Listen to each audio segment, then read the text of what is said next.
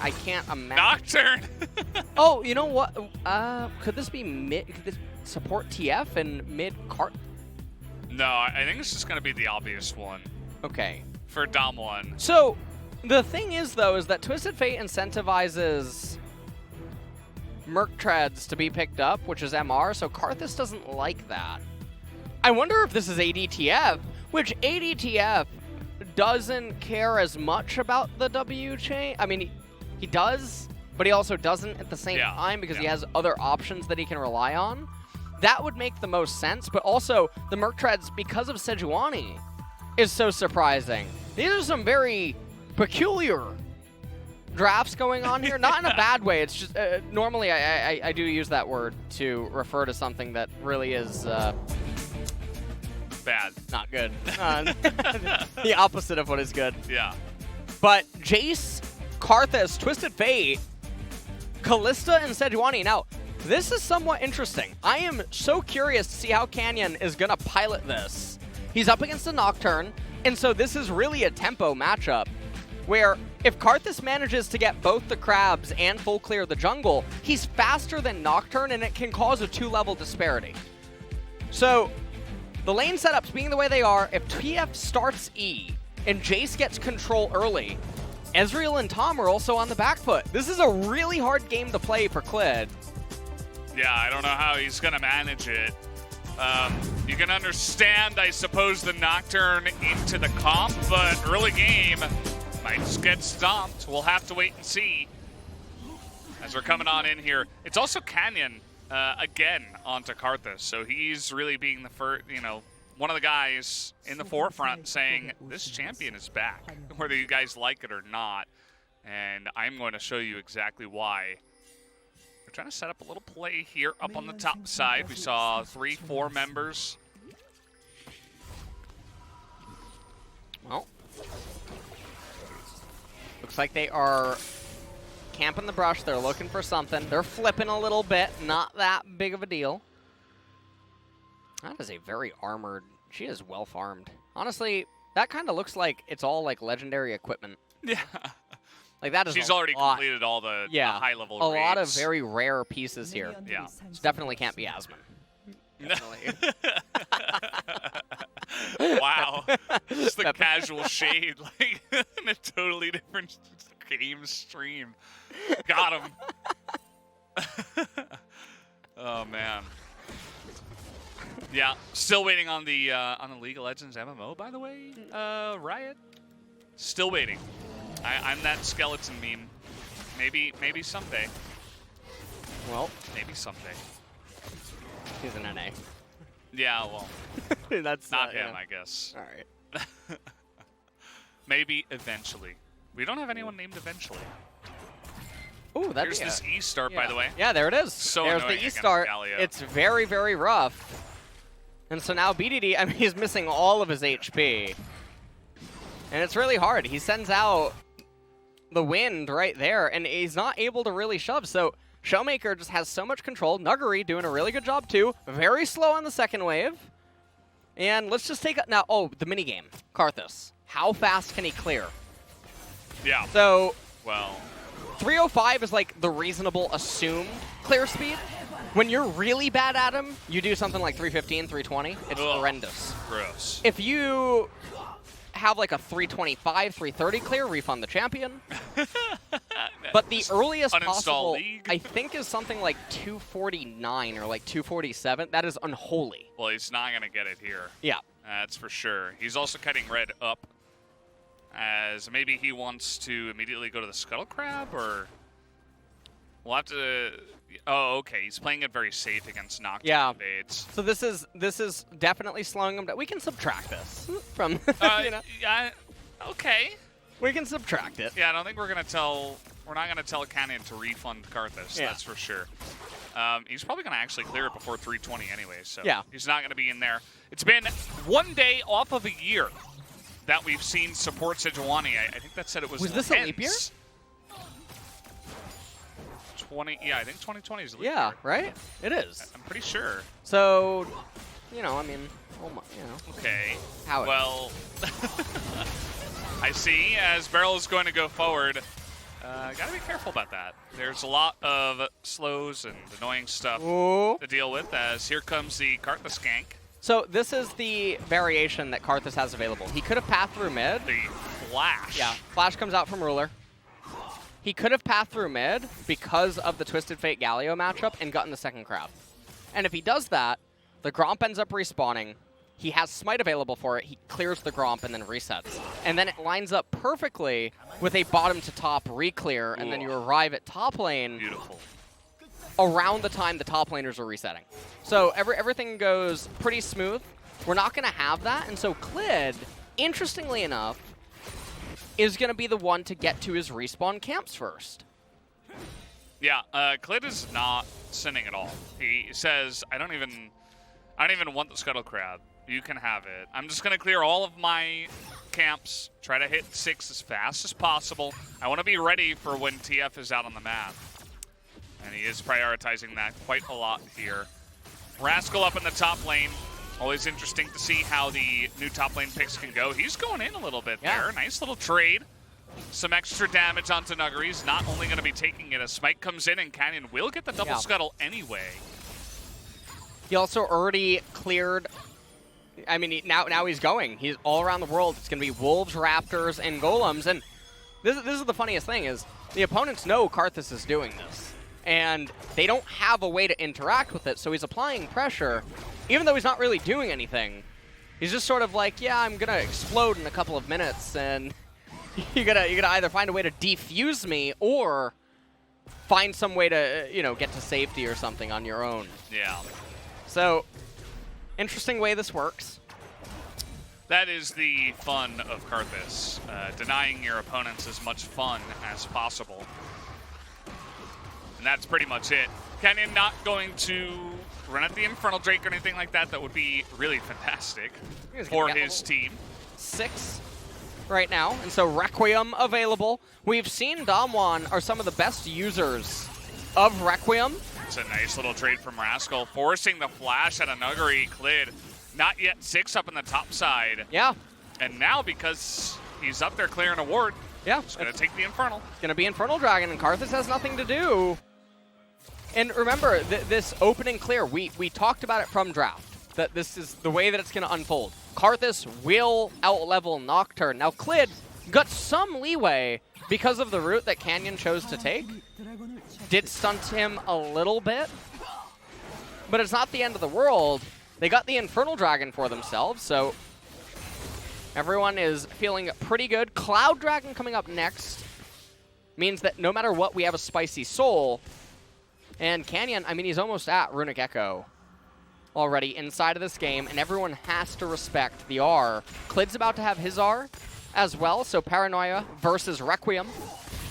We are live here in the LCK. Some other regions are not playing live, and so when Paranoia goes off, you can just lean back and look at your teammates' monitors. Yeah. Whereas in the LCS and LEC, sometimes players are in different rooms. Sometimes their PCs are not lined up to be side by side. Yeah. They can't actually see the Paranoia, and they have to communicate with one another. So depending on which team you are in another region, Nocturne actually has a little bit more effectiveness. That's crazy. But not here at the LCK. Yeah. It's like one of the only times that real life will actually come into play. And, I mean, of course, they should be communicating it anyway right away, but it can be faster to see it for yourself. As it does look like we're just going to be seeing the APTF coming in here from ShowMaker to start. Clid is seen all the way up to the top side. You just know that they would love to get on top of Nuguri here. After blowing his flash just in a solo trade by Rascal, he can be very easy to take down, especially if he gets baited into a fight. But it's not going to be.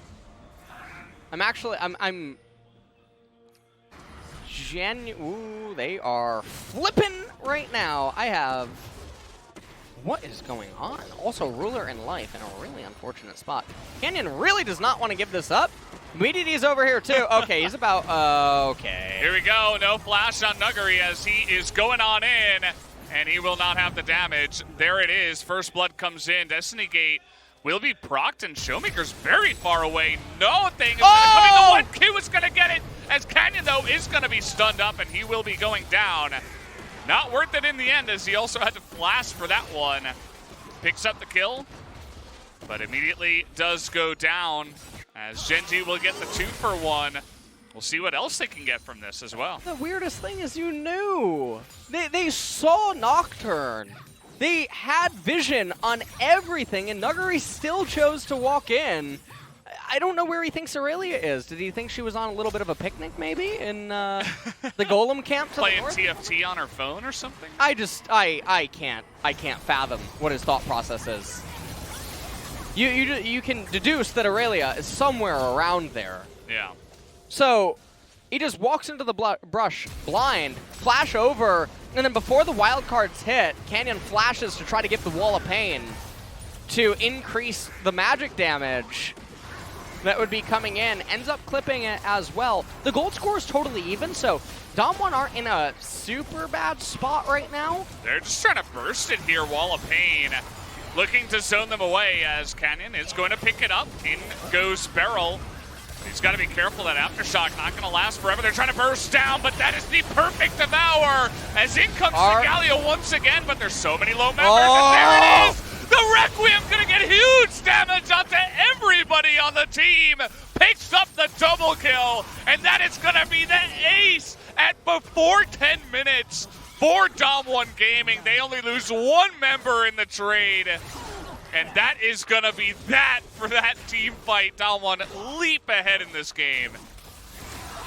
Well, that is going to be quite a nightmare right now. So they end up getting the Rift Herald. Rascal pinned inside of the pit, has his flash available. They end up going on to Sejuani, but so much damage goes out. Canyon reactivates the Defile, Look at him. Goes into the middle, and he says, yes, take me.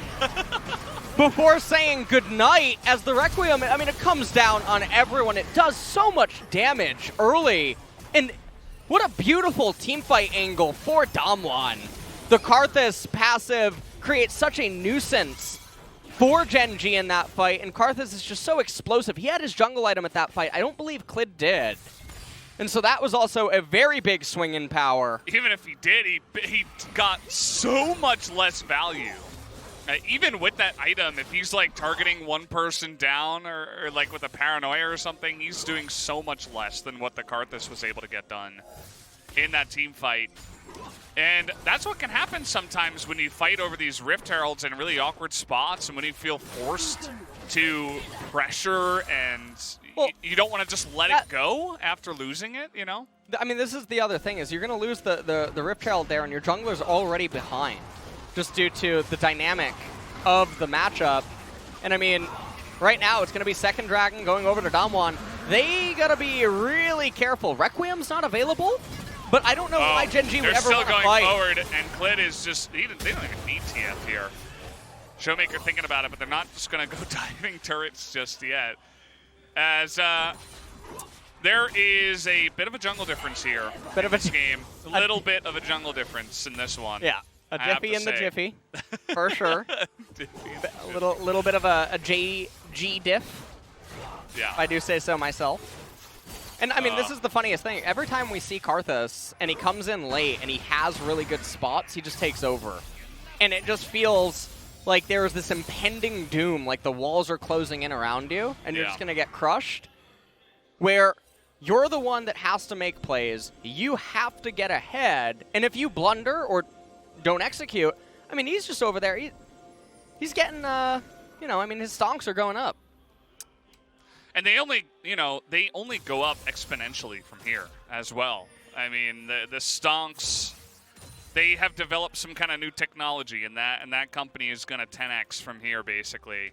And there's not much that Gen.G can do, right? I mean, you consider this game, when you think about, you know, what were the spots that Gen.G had to try to shut down the Karthus? Like, maybe they could have gotten aggressive in the jungle really early. But at this point, it's like, Clid is just, you know, he's like, okay, I think maybe I can get in there, but absolutely not. No paranoia either. And this is looking doomed for Gen.G, Valdez. It really does look like this game has probably escaped them. Before they're going to be able to start getting magic resistance on their champions, they're going to be facing Soul Point. So even though some MR items can definitely come in this game, and you can justifiably purchase them because of the Twisted Fate, Sejuani, and the Karthus. None of them can be built early enough to offset the pressure that is present. And so this game is looking pretty doomed. And if you're a Gen.G fan and you're wondering, well, how can they come back? And realistically, it would be off the back of some sort of weird picks. It would be able to kill Karthus at a weird location so he can't use his passive. Nocturne maybe assassinating him prior to a teamfight unfolding. And, I mean, we saw it in this game. Ruler and Life couldn't really do anything with the bot lane matchup. BDD picked Galio into a losing matchup. No idea what's going on there. Gave TF one of the freest lanes that he could possibly have. We see that Galio into TF very often here because they want to match Destiny Gate, but is it worth it when you just get dunked on in lane? I don't think so. But very, very strange. And now, I mean, we're approaching the point. You can see the points in W. He's at 3 points in it right now. Well, it's like, oh yeah, this isn't my jungle. Forgot. I can't really do anything. That is a sad Nocturne. Canyon's just in here like, well, Qs are going to start coming out, and he's going to be really annoying to deal with. Ruler, he's got some, honestly, you know, he might be a dancer or something. I'm not so sure. He dodged everything. Yeah, he dodged like every single one. Everything. Got some nice footwork. Even the Kalista. Here comes Canyon again. Yeah, he's just staying down here, and he doesn't really have any, well, he could have been recalled and pathing up to his top left side. That would have been the play, but here it is, the inevitable thing. It reminds me of the Thanos gift, where, or GIF. GIF? Did you say gift? Gift, I did. You that was did weird. say gift. The inevitable, as he's up 2 levels. He could be up even more if he did just reset and path towards his left side jungle sooner. And jungle at EXP, it sticks. So once you hit level 9, the game is probably at a point where the cumulative level on every team is high enough, so the jungle can't start respawning at a high enough level. And so there was a mechanic Riot added a few patches ago where once you start getting that, you get accelerated XP gains. And if you're the one constantly in control, you're maybe stealing away one of the enemy junglers' camps and you're farming all of your camps very, very quickly, that EXP is sticking very, very hard.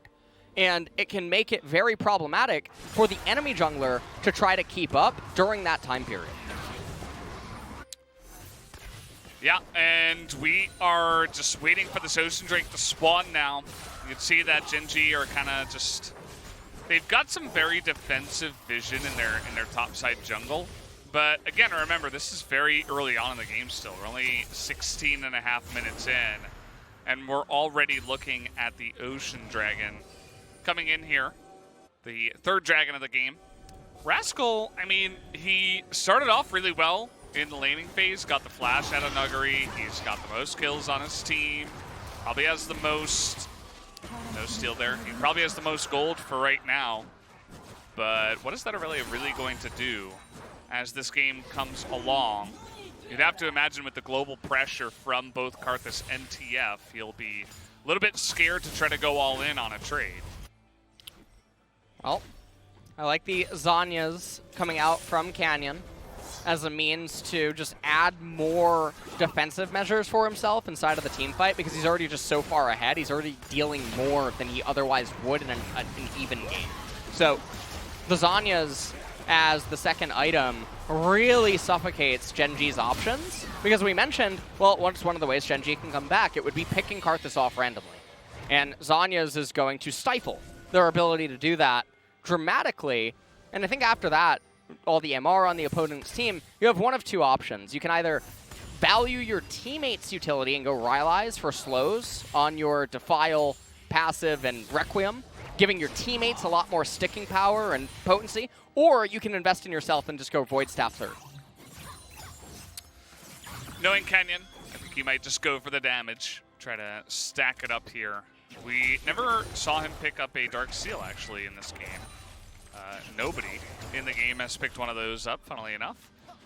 as we used to see a lot of Medais early, especially if they were really far ahead and not really dying, just to stack them up and get those free stacks with Requiem assists and stuff like that. But this game is kind of accelerated out of that point, so we're just going to kind of skip that item. He is going to complete the Zhonya's here, which is kind of interesting. I suppose maybe he just wanted to free up some item spots and also get that armor completion. But either way, he's going to have that ready here for the next fight as they're looking to push mid lane. And it just feels like this game is just kind of flattened out and nothing has happened. Ruler not even able to participate in this one. We're just going to easily take 2 turrets for free. How about a third? Yeah, I mean, things are looking very interesting here. Gen.G, you got anything in the tank? There's a smite. Okay. As Gen.G are down so far right now. Now they're losing their jungle camps as well. And at this point, Nocturne's probably not going to get allocated gold. Oh, he's almost in Requiem. Yeah, I was thinking. He's almost there, but Tahm Kench, close proximity. Yeah. Also, the Unsold Spellbook heal is going to be used by Life just to top Ruler up. And now we're thinking about getting on top of Rascal here, but they don't know exactly where the rotations are coming in, so they're just going to back away on that one. And just a little bit of downtime. Ocean Soul coming up. Ruler, he's pushing out the wave immediately, as if he has somewhere to be. And what this is going to end up doing is now this cannon wave is going to push back into the opponents and actually give them 200 free gold in EXP they otherwise would not have been able to get. So, see if we can LS, that's, yeah, I don't know. So this cannon wave by blue team could have been up past the Raptors, killing the cannon wave. And so now Kalista comes in. Nice 200 gold and EXP. Thank you very much. Now, what has Ezreal done during the downtime? Well, he's recalled. He bought Trinity Force. Could have done that anyway. Yeah, but he got it a little bit earlier, so it feels good, maybe? Yeah, I don't know. He was going to have that on time for the Ocean Drake fight anyway, so there is that. He's not going to be able to deny that little amount of gold. Okay, that's an interesting Destiny gate. Just going to maneuver himself over the bottom lane and look to push this before we do have the Ocean Soul fight. Paranoia coming in as we're just hopping away. Clid's not able to do anything. They're desperately trying to get onto him, but BeryL is just the front line. He's going back in, too. He is not messing around. Oh, no. They just want to chip him out. That is a big WQ. Here comes Rascal from the back line. He immediately is going to die. Nope. As the damage just is in there, and the Requiem is going to be more than enough to just shut down the 2. And now little Timothy Kenchin's able to do 0. Even misses the cleanse. Doesn't matter. As down he will go, and I think they're just going to try to push mid and end the game at 22 minutes in game number 3. Well, it is a bit of a dippy in the jiffy here, Valdez. That was that's what happened. But two I can't speak. Yeah. Defense. They're not going to end the game. They're not actually going to end the. Well, I mean, they may as well have. They got Ocean Soul. So to Clid's defense, though, he had 3 losing priority lanes, playing against the king of the jungle when it comes to prio and tempo. So it's an unplayable game for the Nocturne, and it's just very, very, very hard. This is one of those games where you do have to sin out of your mind to remain relevant. I mean, BeryL, he goes back in, and Canyon doesn't press the Requiem button yet because Gen.G would then just keep running and they don't get anything. So Rascal goes in, he's not fed enough, and the stopwatch is coming out of Gen.G, and there it is, the green mist above everyone's heads. Canyon goes in. No Wall of Pain yet. Ends up casting it. And then just, Goodbye. Bye-bye. Everybody else on his team is screaming. Says probably over. Very happy is the coaching staff. It's a lot of clapping. And I think they're just trying to mimic what happened in this game, to be honest, which is only clappage by DWG over Gen.G. Game 2 was a little bit different. Gen.G were actually able to get a nice early lead and snowball it way too out of control. The interesting thing was Nuguri, he got solo killed in a counter matchup. Yeah. That is not common. And then he fell very far behind. And because of the bot lane kingdom that was being put on by Ruler and Life. Okay, let's see how much damage. Oh, well, actually, very good way at resisting it. Yeah. All right, comes the cost of, yeah, you got cooked. Yeah, well, nice taunt there. It's going to save Ruler's life. As BeryL, he's found another aggressive support to play. And this might just be one that you can only play with Kalista. We'll have to wait and see how many other times he gets to play it. But we saw the Pantheon banned away, and, you know, that would be his go-to, I suppose. Yeah. Instead, goes for the Sejuani. They're TPing in here. They're thinking, hey, maybe we can actually contest. It's just so... But, okay, well, they're going to try, well, Clid gets in, and he's probably just going to die immediately as Canyon goes for the stopwatch, and he flashes away, which is interesting. I guess they're going to let him live because he has no mana. Oh. ShowMaker over the wall against 3. Presence of mind. Where is his team? He's all alone. It doesn't matter as Ruler's going to get bopped on the head by the shot blast, and ShowMaker's just going to survive. Nice little stun there. And yeah, Canyon, he's full health, full mana. Yeah. So, yeah, nice job, Life. You got him. Yep. And, ShowMaker juking that one at the very end. Oh. And okay, 16-3, 25 minutes for DWG in another clinic put on by this jungle champion in the LCK. He bought GA. He has only GA and Ruby Crystals. Canyon's in there and gives his life away. GG, about 26